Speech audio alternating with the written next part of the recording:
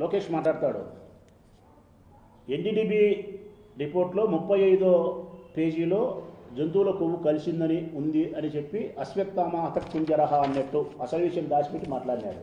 ఆ 35వ పేజీలో ఏముందయ్యా లోకేష్ గారిని అడుగుతున్నాం. ఏం చెప్పింది అది? మేమిచ్చిన రిపోర్టు పూర్తిగా నిర్ధారణ కాబడింది కాదు. ఫస్ట్ ఇచ్చినది మేమిచ్చిన రిపోర్టు పూర్తిగా నిర్ధారణ కాబడింది కాబోదు.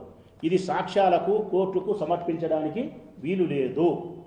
ప్రాథమికంగా మాకు తెలిసిన సమాచారాన్ని ఇచ్చినామే తప్ప గొర్రెతో పట్టుకొని సముద్రాన్ని ఎదురటి దీన్ని పట్టుకొని మీరు కోర్టుకు పోవాల్సింది ఓటి లేదని చెప్పి ఇచ్చిన దాన్ని మూసిపెట్టి తప్పుడు మాటలు తప్పుడు కథలు మీరు మాట్లాడుతున్నారు. ఇవన్నీ ప్రజలందరూ గమనిస్తున్నారు. ఇంకొకటి కూడా మీరు అడిగేది ఏంటంటే కనుక